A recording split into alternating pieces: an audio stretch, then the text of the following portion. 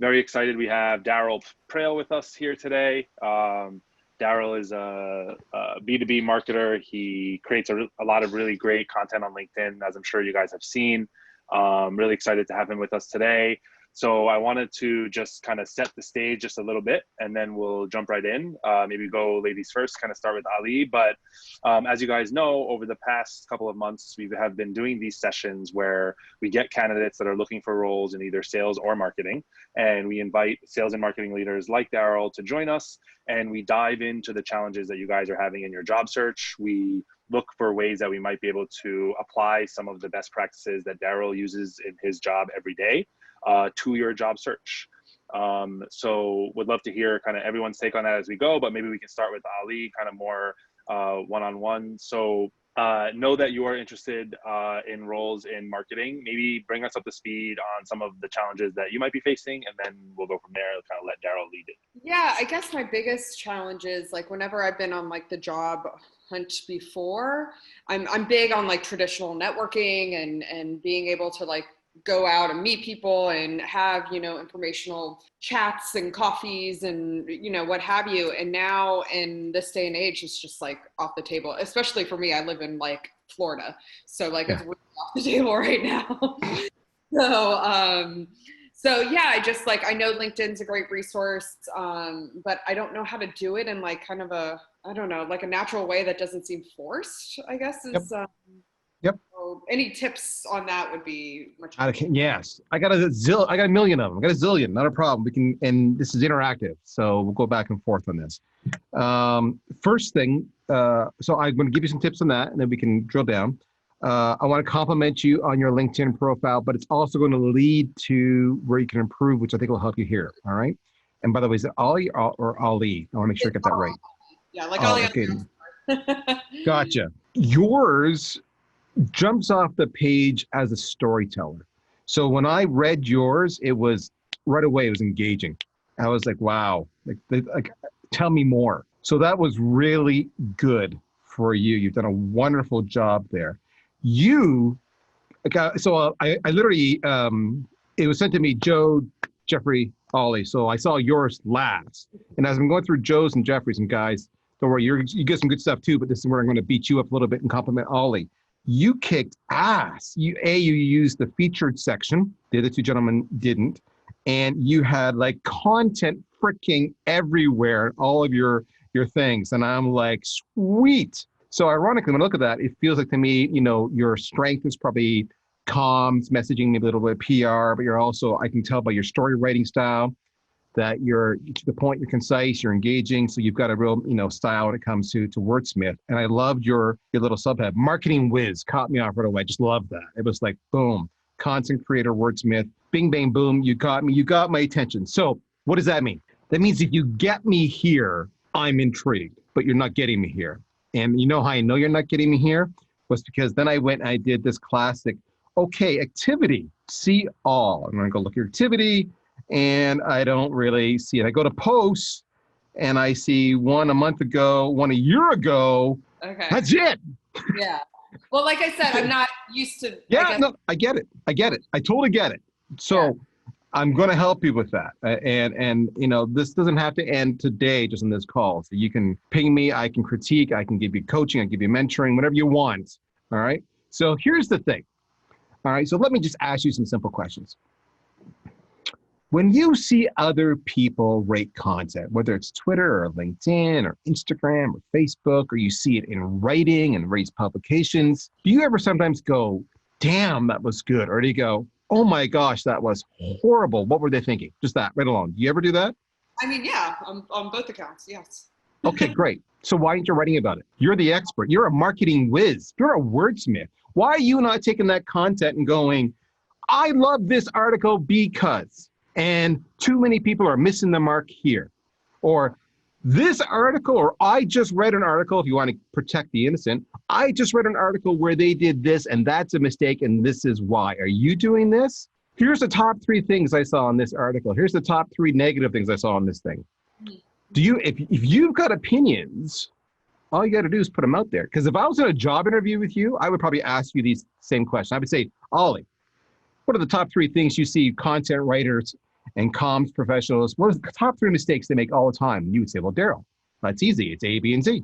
You wouldn't even think about it, right? You would just, you got it. I bet you've got it. So write about it. What you're not doing is you're not, it's like a candle to moth. You're not drawing them in. So when I look, especially now with COVID, this is going to sound pretty lame, but as a hiring manager, I've got a big pool to pick from. You've already gotten my short list by your LinkedIn profile and your use of media. Right away, I'm thinking, in fact, this is exactly my reaction. I was like, damn, she gets this medium. And then I saw your post and I'm like, damn, she doesn't get this medium. It went from that extreme to that extreme. So that was it. I think if I had to guess, because I've been there myself, is either you doubt what you're saying is different from anybody else, so why put it out there? Or you don't want to feel vain. Look at me, I have an opinion, because that's not your style. Or you don't want to expose yourself to the trolls where they shoot you down. Or the last one I get is, I don't want to put anything out there and get zero engagement, because then how lame do I look? So those are the usual mistakes I get. But someone like you looking at this, that's all you're missing. Because here's the kicker. You're then going to use that content, the top 3 mistakes I see people making. And then you're going to go identify your target audience. Maybe there's 10, 20, 50, 100 accounts that you think, clients that you could work for and make a difference based on your sweet spot, your ideal customer profile. Mm-hmm. And you're going to look at all the heads of marketing or the hiring managers or the director of marketing, or maybe it's a sales position, all the above, multiple personas. And you're going to say, hi, I'm Ollie. I can help you because when I looked at this content on your site, I saw these mistakes. Here's an article that I just wrote. When can we talk so I can walk you through my findings? I'll follow up with you in 2 days' time if I don't hear from you. That's it. So you've done nothing wrong, but you caught my attention. You're like, nobody's telling me what I'm doing wrong. They're all sending me resumes. So I have this stack of resumes and I have nobody. But when I hire an employee, I want an employee who takes minimal guidance and just like has initiative and runs with it. And here you are coming in politely, telling me what I'm doing wrong. You're pointing to some of my content that you've seen either on social or on my website. You're telling me why it doesn't work.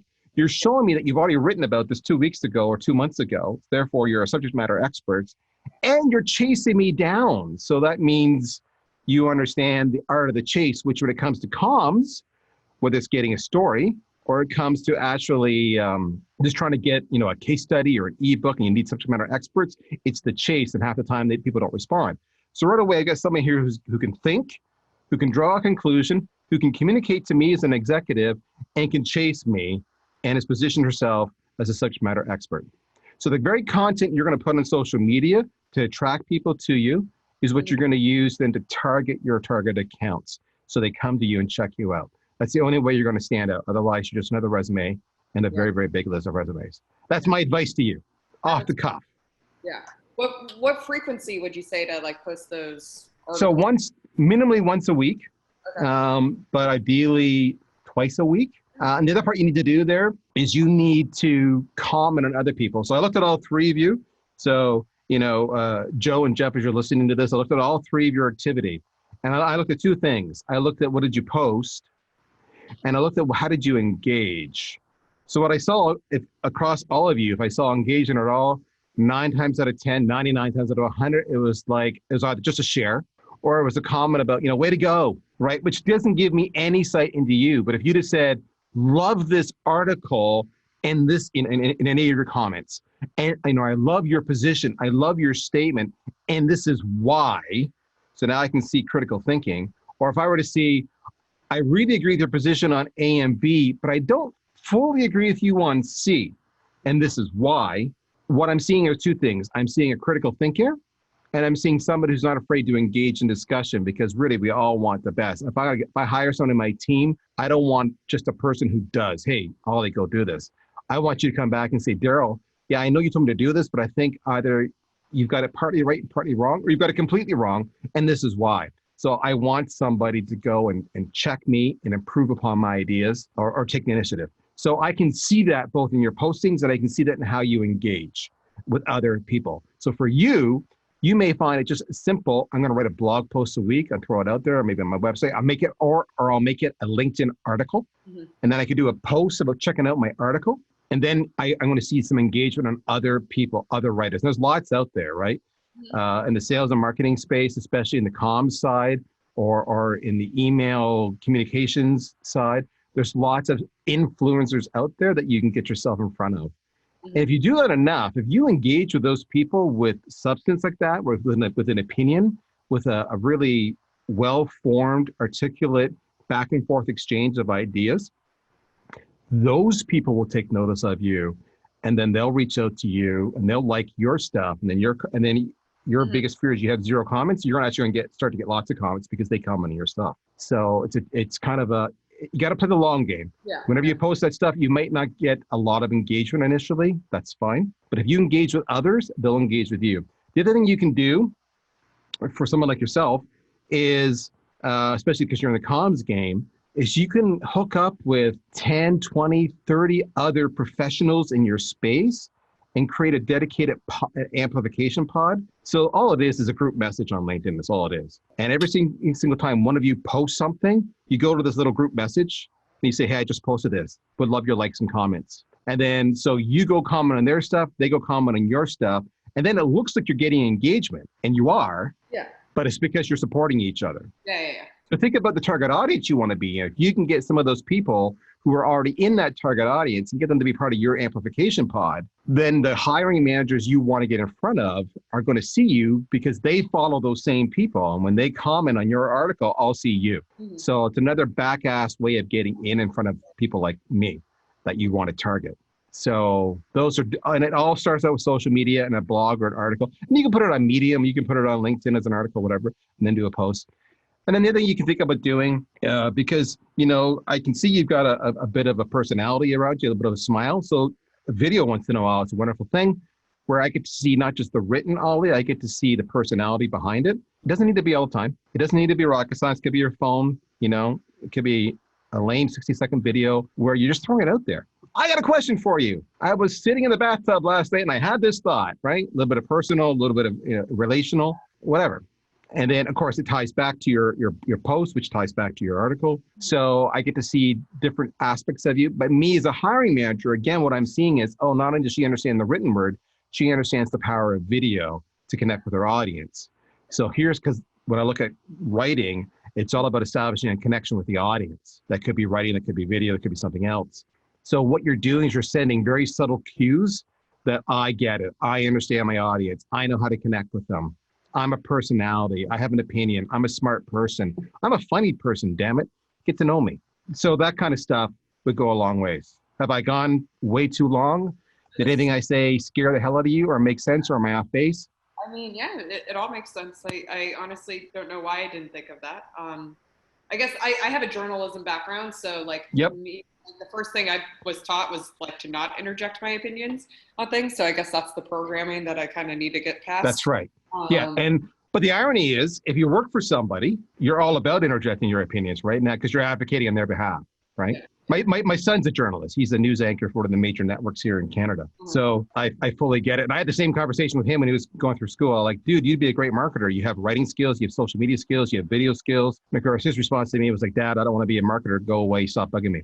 So, we have this back and forth nonstop when I see him on the news or interviewing the prime minister or what have you. And I'm like, dude, that was awesome. But you didn't ask question A, B, and C, and you suck. And your old man would have done a way better job. So we have this back and forth. It's fun, but I get it. I totally get it. And you can bring that into it. You can say this. You can write down and say, this is really weird because I was taught not to do this, but I'm going to do it. So now, again, I get an insight into you because what you've just done is you fundamentally said to me, without actually saying it, that you're a professional. You understand how to report neutral. And I'm going, cool. That's a person I want. So you're trying to send off, it's like dating. You're trying to send off all the signals without explicitly thinking, hey, I think you're really cute when you go out with me. It's the exact same thing. Great, thank you. Now, did anything I say scare you? No, not necessarily, no. So what would stop you from moving forward now and doing that? I guess I got it really, making sure I'm consistent on it. Because I am a writer, I already put out a fair amount of content. It's not necessarily around. I get it. You do it for everybody else. And so at the end of the day, you're kind of tired to do it for yourself. I get that. I need to just make sure that like I stick to some sort of schedule and figure out, what I want to write about too. I think that would be, and then just make sure I'm doing it. Just add it to my So list. my wife put it best to me the other day. My wife is the antithesis of technology, okay, and social media. And she sees me on a Sunday on my iPad just hammering away. I'm on a number of communities, of marketing communities and whatnot. And she's like, what are you doing, dude? Like, it's a weekend. What are you doing? And I'm like, I'm just engaging and catching up on a week's worth of comments and commenting and engaging. And she said to me, oh, so they don't forget who you are. And I said, exactly. And that's a selfish reason. We're being transparent here. Yes, I want to give back to the community. I'm exhausted, but I need to make sure that my name is always current, at least up there, because I don't know if I'm going to get the shaft tomorrow and get fired here. I just don't know. Like, just like you guys, probably, maybe you saw, COVID impacting you. Maybe you didn't, but one day all of a sudden you're like, damn, here I am. All right. So by keeping my name out there in the conversation, when I need to ever eventually make a withdrawal against those deposits, that I'm looking for a job, I can do that. So I don't want to do it. I'm exhausted. And I don't do it consistently because I'm exhausted. But there you go. So a little background on me, just for context. My biggest beef, I'm an introvert. Maybe you can't tell. I get that a lot, but I'm total introvert. So why does that matter? That matters up until VanillaSoft. I as well was the unmarketer. I got recruited or I applied, but that was it. When I got to VanillaSoft, the company I'm at now, we were a crazy company. We were profitable. So we don't even raise $1 million, like less than $1 million. And we're a 15-year-old company. Whereas my two biggest competitors have both raised over $250 million each. So I quickly learned within about the first 3 months that no matter what I did as a CMO, no matter what events I went to, no matter what emails I went out, no matter which analysts I sucked up to, no matter what I put on, social media or email blasts, et cetera, what content I made, I was always going to be in their shadow. And so what do I do? Because I just can't outspend them. They're going to be platinum at the event. I'm going to be like bronze. All right. They're going to drive up my cost per click on every single keyword, including my own brand, to the point that I can't afford it. So how do I compete? So I figured out that the only way for me to compete with them was to get in their same circle and have a bigger following than they were, because social media largely is free. And I realized that what I needed to do was target the existing influencers who already had an audience and already had a massive reach. And I had to connect with them so then I could get to their audience. So by hanging out with them, I got the halo effect of, hey, I'm hanging out with this person. I must be pretty cool if this person's hanging out with Darryl. And then I got to reach to their audience. So they would see this person and I having a back and forth exchange. And the rest of the audience would go, I've never heard of Darryl before. And then my LinkedIn profiles would go up as they check me out. And then my follows would go up. And it happens to this day, even though I've now got a following and I have some influence and whatnot. Every time I'm on a podcast or on a webinar, my LinkedIn follows go up. So I am the classic unmarketer, and I did it only out of necessity. That was it. I did not want to do it. So how did I do it? So there's a couple ways I did it that you can do it, because I get it. I fully get it. In no particular order. You've got to figure out your style. All right. So for me, I figured out that my style was going to be the guy who would be bold. All right. Now, it may not be you, but when I say bold, instead of me saying attaboy, attaboy, attaboy in all the comments, which is a bunch of sycophantic comics, everybody's just sucking up to the guy because they think it's going to get them in tight with their buddy. They want to be buddies with the followers who have all the reach and power. In fact, that never works because everybody's a sycophant. So you don't stand out from the crowd. So what got me in was doing exactly the same with Ollie, was where I would actually challenge them on aspects of their opinion. Hey, so-and-so, I love what you're saying here. Either I disagree, an example I use Ollie, or it'd be further, I don't understand what you're saying here. Can you elaborate? I think you're saying this, but I'm not sure. And what's interesting is when you do that, a couple of things you need to recognize, humans are wonderfully predictable, is when you do that, yours, stands out from all the other sycophantic comments of way to go, love it, you go, you got this. It stands out to your question. So the actual original poster, who's the influencer, is going to stop and typically respond to that, typically. But the other thing is, social media is 90+% lurkers, and everybody's thinking what you're thinking. I don't understand this, but no one's going to say it because they're lurking. They're afraid. They don't want to be trolled. They don't want to look dumb. So when you do it, you call it out, you ask a question, you look for details, you offer an opposing opinion. You're going to suddenly find that you get like a dozen other people right behind you liking your comment or jumping into your conversation and saying, I agree with exactly what you're saying, Joe. I don't get that either. And all of a sudden, Joe just became really smart because Joe was the first one to say, I don't understand. Can you help me understand more? And then all the lurkers jumped in. So all of a sudden, you become a bit of a leader, which is the weirdest, stupidest thing, but it's the way it works. So when you start doing that over and over again, all of a sudden, what you can do, because you've got the attention of this influencer over the course of a month or 2 or 3, is now, this is what I did regularly. When I would ask a question like that, or I would challenge something, and I would see the conversation go down this track, and all of a sudden we had 10 or 20 conversations back and forth with the original poster in it, I would then message the original influencer who scares the hell out of me. They don't know me from Adam, but they've been going on this conversation that I started, and I would say, hey, Ollie, looks like you and I started an interesting conversation here. What if we did a webinar? What if we did an ebook? What if we did a blog post together on this? And it could be a you and me. What if it got you on my podcast? Whatever. What if it just did a video interview? All right. And they're going to go, and you say, all you got to do is show up. I'll do all the work. And every single one of us, them are all, PR whores in a good way. And they're going to go, yo, dog, you're going to do all the work and this has got traction. I can see it's got traction. I'm in. And you go, great. And now you go and make that video. You do a webinar or you do a video or you do a blog where you interview them and it's back and forth and you share it and you tag them. And of course they reshare it and you just rinse and repeat that cycle. And pretty soon you get known for your brand. You're being associated with multiple people. You become the audience. Those same lurkers recognize that you're smart because you're always drilling down in certain areas, or you're always adding a voice to the conversation. And so it is a time play. It is like a 30, 60, 90-day play minimum. That's a long-term play. That builds your brand. Now, the other thing, there's a few other things you can do to build your brand. This sounds stupid. And I actually went to get I have a different set of glasses I wear normally when I'm on video, and I left them at home. I'm so upset. But I have my spiky hair, and I have these thick glasses that are distinctly mine. And it sounds stupid, but those little accents go miles. So if there's some kind of accoutrement, some kind of accent, you're going to find that makes you far more visible. So pre-COVID, what I would notice is I'd go to a trade show and I'd be walking down the hall and I'd have all these people stop and look at me because they recognize me because of the spiky hair and the glasses. And you could hear them saying, is that Darryl Praill? Freakiest thing going, feel like you're being stalked. That's an aside.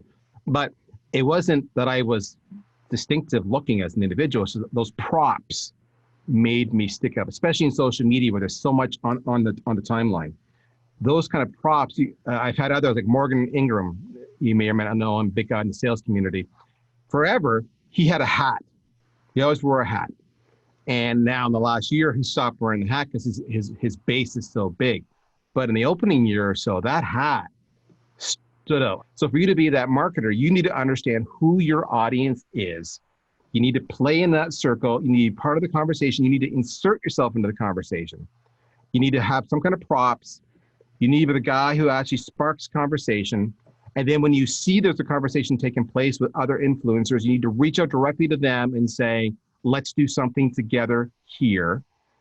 And over time, you will become the subject matter expert. The thing you got to do is I would get part of the amplification pod idea that I share with Ollie. You can do this with other people in the space, the segment that you want to target. Lastly, you got to put out content. Now, the content at this point in time gets a little more interesting. Either you're going to be a good storyteller or you can do video. Video's second. It used to be really popular. Now it's kind of secondary popular.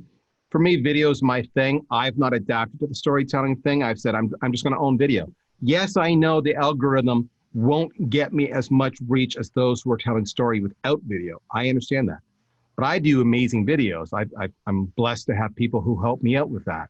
So because I have great production work, they stand out as opposed to the talking head video that everybody else does. And so that's part of what makes me stand out. So again, it's knowing your audience and focusing only in on the audience you care about. Bold, props, engagement, make content consistently, you'll do that. You then use all of that content to physically talk or target the customers you want to have as customers or employers you want to work for. The other thing you can do is once those influencers, once you do content with, you reach out to that influencer and we said we had a conversation, let's do a video or let's do a webinar. You do it. Now you can say, hey, Kat, who do you know that I should be talking to? And they'll say, oh, you should talk to A and B. Great. Can you do an introduction for me, please? When an influencer reaches out to another person they respect and says, you need to talk to Joe, my friend Joe, that is a referral. That is gold. So you got to chase the referral. All of this is easy. You just have to do it. All right. How'd I do? That's amazing. All right, Jeff. So bring us up to speed, please, because I know you're doing a lot of B2B marketing as well, and would love to hear kind of where you're at. Sure. Yeah. I do both B2B and B2C marketing. My background was originally analytics, and then I moved into digital, specializing more in like automation. So email, texting, mobile app notifications, push notifications, aligning with call centers and other teams. I lost my job a couple months ago. And since then, I'm also new to a city. I've been here for 2 years with the company I was with. So my network locally is pretty small. And my knowledge of the companies and the industries was also relatively small. But I spent the last 2 months rigorously networking to the point where I've met close to 200 people in that time. But that's not necessarily reflected with LinkedIn invites and page views and getting to decision makers for a job. So I don't know if it's my brand, my story. I haven't been as active on LinkedIn, partially because of all that networking. And to your point of all the posts and everything, I've spent the last week actually finding lots of articles and topics to start creating my own posts on. So I'm at that point where I'm going to start doing it. So I guess that I'm kind of in that in-between stage. So just thoughts on my LinkedIn profile and how I can better do that, or where my brand story is kind of disjointed. Okay. So everything about you're a very different cat altogether, and you're actually really interesting for a very different reason, say, than Ollie was. Ollie is a storyteller, hooks me, engages me. You strike me as more of an ops person. You understand the digital medium. You understand the tools and tactics to make my marketing programs hum. That's my first glance.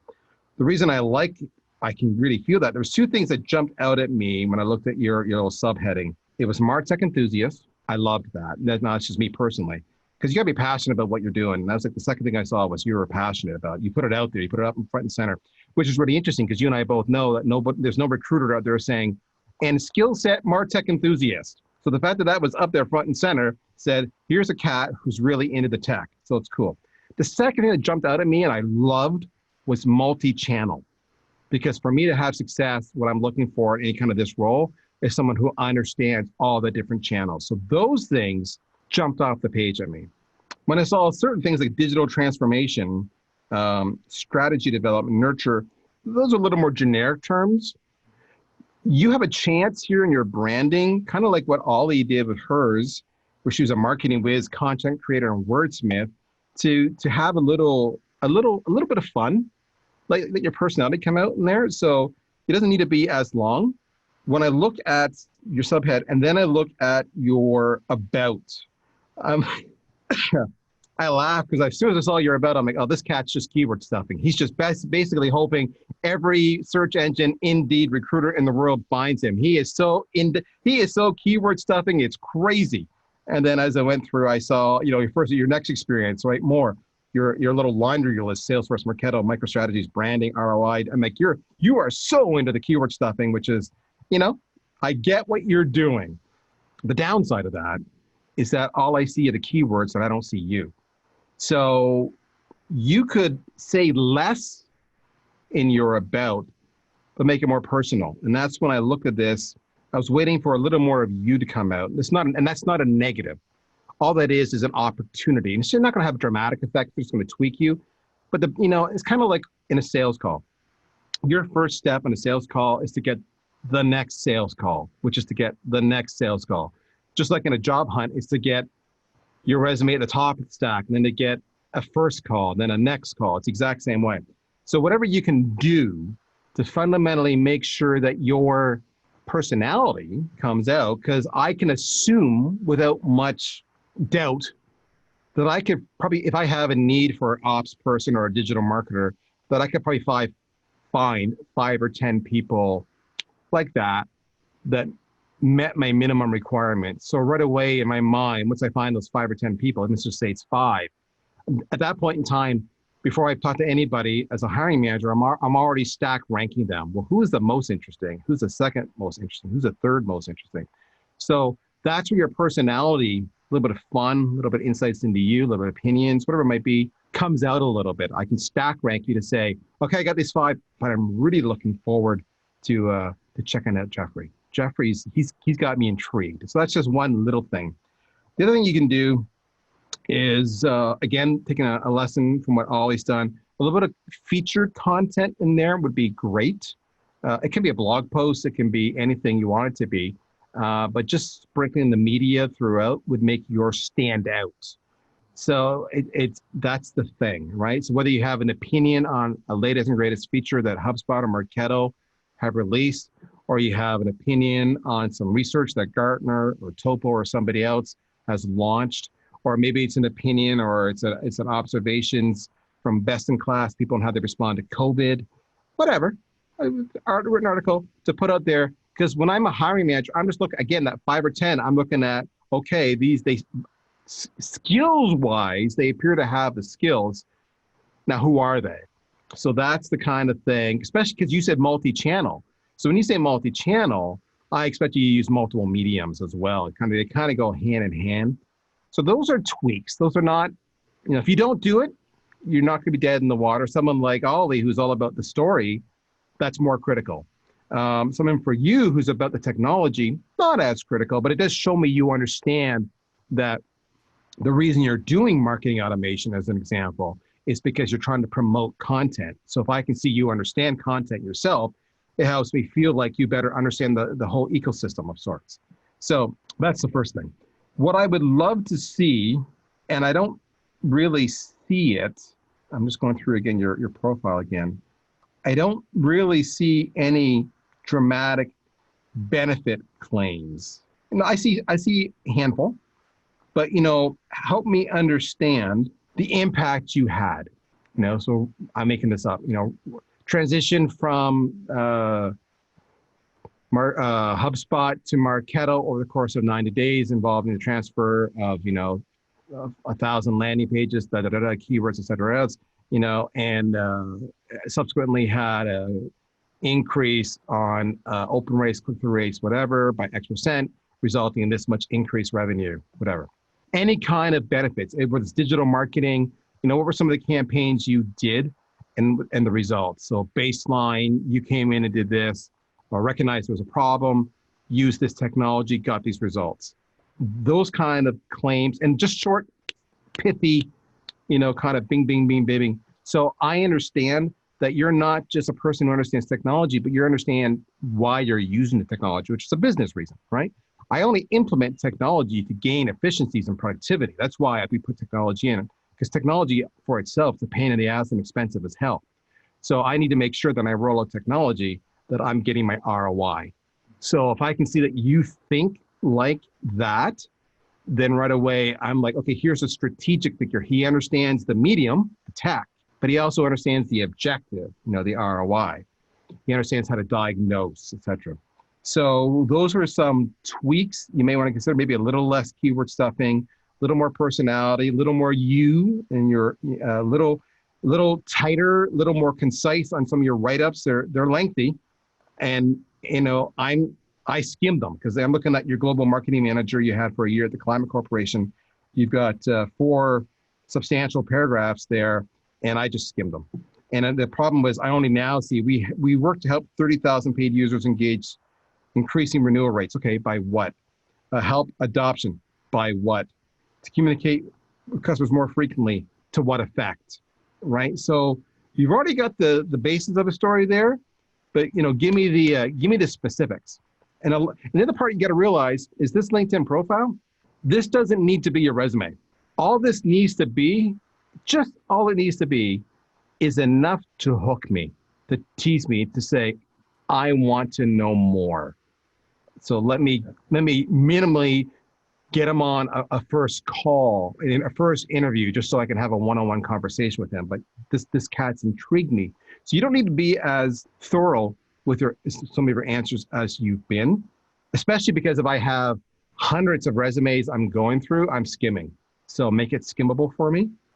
You have so much technology here. Like that's actually your strength. I'm looking, here's your senior marketing at Nurture, marketing manager, SQL, ClickView, CampusView, MailChimp, SendGrid, Upland, YesMail, Google Analytics, Maripost, Marketo. So that's freaking awesome. I would focus on a handful of popular technologies and probably make them prominent. Just, the ones that are the most common, or the one you want to really get into, the one that you're most enamored by, whether it be Marketo, Salesforce, HubSpot, whatever. I would make that more prevalent. Talk to me more about the problems you're trying to solve. Tell a little more storytelling. Ollie can help you with some of the storytelling. You guys could work together. You could buy her a virtual coffee because she can't go out because she's in Florida. And then she could help you tweak the little storytelling there. I loved, market CMO guy, I loved that you had Mech Labs. Then I was bummed that it expired. But I love that you had Mech Labs. That right away was awesome. Personally, I would just erase the expired 2020, and then we get to the job interview. If they say this is still current, you could say, no, it's expired, but I can renew it easily enough or whatever, right? No, because ironically, the expired thing is actually probably working against you. Again, on your HubSpot. It's valid through 2020, but it just So HubSpot, you're certified, email certified, boom, keep all this stuff current. That's brilliant stuff. I'm going through something like your stuff is really, really good here. So for you, someone like you, a good opportunity for you, once you tweak your LinkedIn a little bit, may not be LinkedIn at all. It may, whether it's HubSpot or Marketo or whatever it is you're at, it might be you getting busy in the community. Because often in the community, they see your contributions and then they come to you with saying, hey, there's a job here, there's a job there. There's other communities you might want to get involved in. So one that comes to mind, and I can get you an invite if you want it. It's a Slack community called Rev Genius. Have you heard of Rev Genius? Yeah. You're on there. Okay, so are you active or are you lurking? In like the public Slack channels the last few weeks. So. Yeah, so get busy, man. They got a lot of ops people there. Get your name out there, because if you offer to say I can help, or here we go, or whatever, you're just out there, you're giving your advice, the people will be knocking on your door before long. So that's a really, really big one. Again, like what I said to Ollie, if you can go once a week and add a post on LinkedIn just to show what are the issues or common problems or, lessons learned. I got an email the other day, and here's why I didn't convert, or I did an experiment. I mean, you got Mech Labs, they're all about experiments, right? Conduct your own experiments. You could be the guy who does experiments and just conduct your own experiments, and just for the hell of it, while you're looking for work. And you can actually embrace. Imagine this. I'm going to embrace my technology to chronicle and optimize the job search. And you actually write about it. And you can say, here's my A email, and here's my B email. And here's my A landing page, and here's my B landing page. All right. And I'm going to go and do a campaign against this defined list. Here's the criteria. And I'm chronicling this. LinkedIn's got the polls. Which email do you think will perform better? Stay tuned tomorrow. I'll let you know the results. Who has a higher open rate, whatever, right? And then you do it. And you come back and you say, this one had the higher open rate. So if you thought it was going to be that one, you're wrong. And I think it's this one because of this. But what do you think? All right. So right away, I'm like, holy smokes. Here's a freaking cat who's chronicling his experiment and his use of process. Which email is better? Is it MailChimp? Is it Campaign Monitor? Is it Aweber? What is, I don't know. Which landing page platform is better, right? Do you have a personal website? If not, should you in your job hunt, right? And so you could start to chronicling all the technology. What are some free technologies you can put on your website as you're looking for that job hunt? For example, live chat. On my website, I have Pure Chat. It's a free one. It's a little plugin. Whenever someone comes, types a message on my thing, my phone goes beep, and I can respond to them in real time no matter where I'm at, right? So you have a unique ability to actually embrace your very strengths, chronicle them, do some experiments, and share it with the world. And with the right tags, job hunt, job search, whatever it might be, you're going to get a massive audience, not to mention all the recruiters and all the hiring managers going, holy smokes. So you can have a lot of fun with this one. But that's just me talking off the top of my head. Did that help you at all? Yeah, it does. Thank you. I love that. Ollie's going, I should do that. I love the live chat idea too on the job hunt. Yeah. I mean, a lot of what we heard today is really focused on content, and something that Darryl said when he was chatting with Ollie really stood out to me, which was showing the hiring manager how good you are at the chase. And in a lot of ways, like, that is the skill that a lot of them are looking for. So just showing that. And then it's not about necessarily like wearing a red hat or like wearing sunglasses or wearing whatever, right? Like, you just have to own something, just like whatever that ends up being. Like, even if it's just that you are buttoned up and, you know, someone who's in a suit and tie, or someone who's kind of just find what it is that fits for you and do that. And then I love, like I said, I love the tools idea. I love the experimentation idea. You have the platform to use with us. I mean, that's what we're trying to do, is give, you know, the best sales and marketing talent out there a platform to share your skills. So if you are chronicling that, and same for Ollie, like, if you need the boost of network and the platform to produce some of this stuff, just join more of these sessions. You know, like, we're going to give you guys edited videos afterwards, and you're going to be able to share them out on your social. And if you're creating this content for yourself, Jeff, for example, like, jump on and create it with us, help other people create it for themselves, and really just like continue doing it, whether you're looking for a job, after you get into your job. Because another thing that Darryl mentioned, which is very important to us, is you not being in this position again, right? Like, some of the things that Darryl's talking about will make it so that the next time either you don't have a job or you don't like your current job, you know, you'll have 40, 50 messages in your inbox like the next day, like, oh man, you're on the market. You know, I saw you posted this, you know, you're always top of mind. So you're always somebody that they want to work with, even though they never worked a day before. You know, I mean, I'm sure you guys would take a meeting with Darryl, but we've never seen him in a boardroom, or we've never seen him, you know, in front of a customer. And there's a lot of people who are sharing content out there who are like that, who kind of break through and are able to get that meeting just through the content that they create.